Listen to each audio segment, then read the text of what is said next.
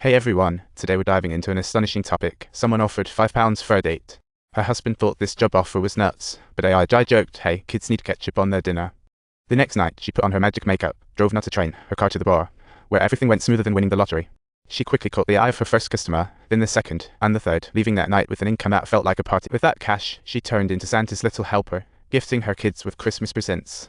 Hubby's sister was getting hitched and wanted AI as a bridesmaid, but the dress had to come from thin air because their finances were dimmer than a cave. But AI didn't want hubby to lose face, so agreed. After fam left, hubby stopped her from partying again.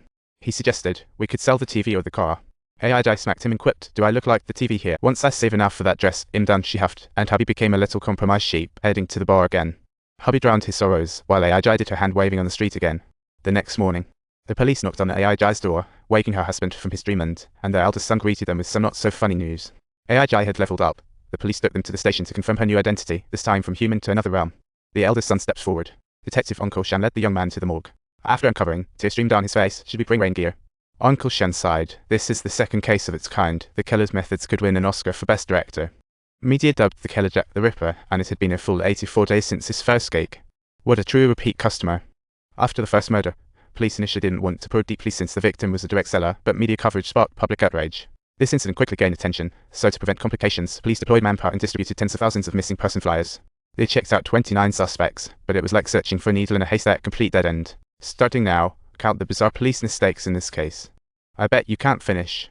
Uncle Shan brought AI's husband into the interrogation room, and he said, I had too much to drink last night, so I went home early. Sounds like Shan's assistant John suggested checking footwear because they found a suspect's footprint on AI, but the size was way off. Uncle Shan excluded him for now, and to raise public awareness, he called in reporters to spill the tea. Police preliminarily identified the killer's target as gold medalist in sex work. Next day, AI's door was knocked again. Hubby opened the door to a media wave, with flashbulbs popping like fireworks, throwing questions at him. He had to close the door on them. Time flew by, and 3 months later, UK law still prohibited prostitution, so no one dared to spill. While soliciting was illegal, everyone was sneaky, and the case hit a brick wall. Talk about anxiety in the air. Uncle Shan resorted to clumsy methods, checking men in size 7 shoes. Predictable nonsense.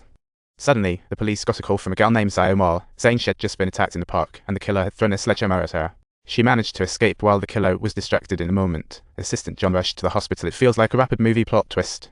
Lying in the hospital bed, Zio Ma described the attacker as a white male with curly hair driving a white sedan like looking for a ghost. John asked Zio Ma how long she had been in the business. She seriously replied, I'm not a prostitute. John paused and joked, well, part-timing counts too. Before leaving, he asked Zio Ma, are you sure it wasn't a black guy? Zio Ma shot back, no black guy would do this to me. John theorized the case probably had nothing to do with Jack the Ripper because the killer cleaned up after himself like a potter. Over a month later, Uncle Shan was demoted. Although he wanted to catch Jack, the case ended up with John deserved what he got.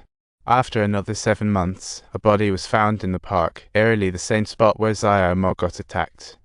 This victim had been unemployed for months and returned to work, but this time the killer slipped up, clues left everywhere.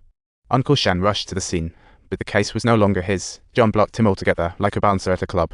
John thought of Zio Ma from months ago, but when he arrived at her new place, she had already ghosted him. His assistant suggested merging Zio Ma's case. John flat out rejected it since it could harm his future talk about political danger. After the assistant left, John stared at the sketch of the killer Zio Ma described. Deep in thought, life's big questions were brewing in his. That night, a girl named Zio Ma was out on the street when she met a guy who looked like a Wild West outlaw. After the deed, the man told Zio Ma she shouldn't be doing this because she had 3 kids. Zio Ma shrugged it off. Just drive, I've got places to be. Silently, Zio Ma exited the car. Zio Ma waved. Zio Ma crossed her arms superhero-like, ready for the next challenge. 3 months later, Zio Ma moved to a new city, and after all that drama, she ended up with a headache. The doctor suggested she apply for compensation, but Zio Ma didn't want a label and reluctantly agreed. Over the last 3 months, the police formed a task force, basically putting everyone's minds in a blender. About 5,000 officers were mobilized, checking over 1,500 suspects like they were doing a mega census. In the end, they wasted time and cash, but the case sank. John sat helpless in his office, such a hassle.